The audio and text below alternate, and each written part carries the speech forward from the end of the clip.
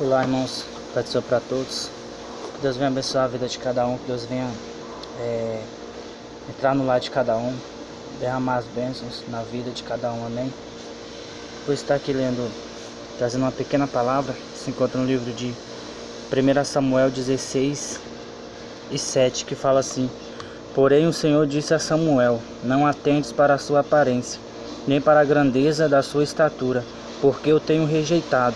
Porque o Senhor não vê como vê o homem, pois o homem vê o que está diante dos olhos, porém o Senhor olha para o coração. Irmãos, esta palavra é verdadeira e fiel, né? Que fala quando Davi foi ungido rei de Israel. Porque se você ler o texto, vai falar: Davi é ungido rei de Israel. Então, Davi, como os irmãos sabem, a maioria sabe, os que não sabem vão ficar sabendo agora. Davi, ele era o menor de sua casa. Davi, ele era o mais novo.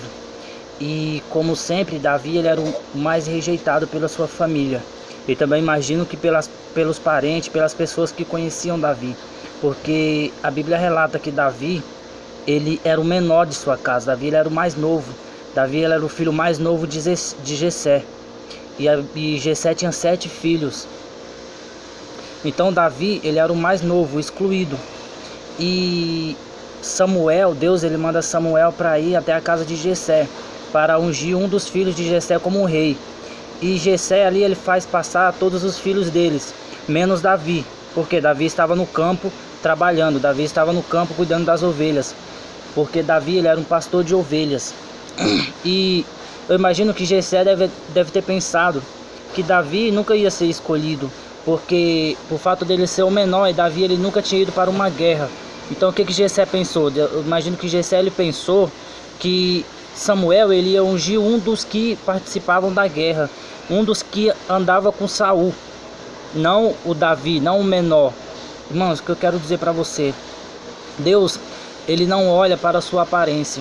Deus, ele não olha para o tamanho da sua estatura.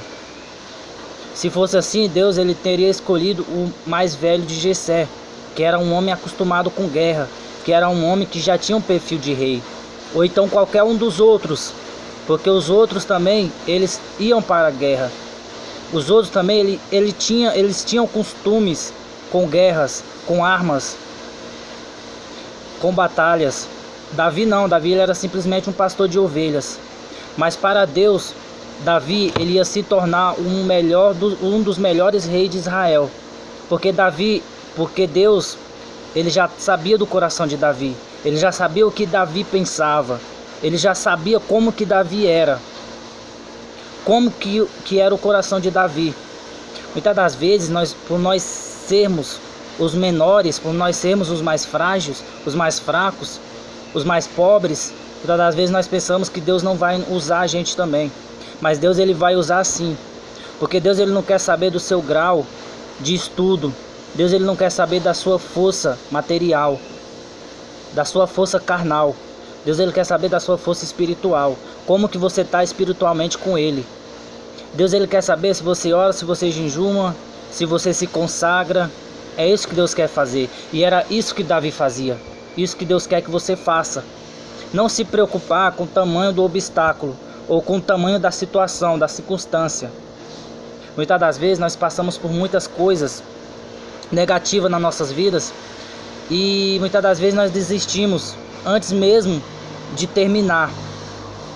E muitas das vezes Deus tem algo mais na frente para dar para cada um de nós. Só que antes de chegar ali nós desistimos, nós não prosseguimos, e nisso nós perdemos as bênçãos que Deus tem sobre as nossas vidas. E nisso nós perdemos os milagres. Porque Deus, ele é um Deus de milagre. Deus, ele é um Deus de causas impossíveis. Então, se você tem um sonho que para o homem é impossível, lembre-se de uma coisa: para Deus nada é impossível. E se você crer, se você acreditar, Deus, ele vai realizar o seu sonho. Assim como ele fez com Davi. Assim como ele tirou Davi de dentro da sua casa.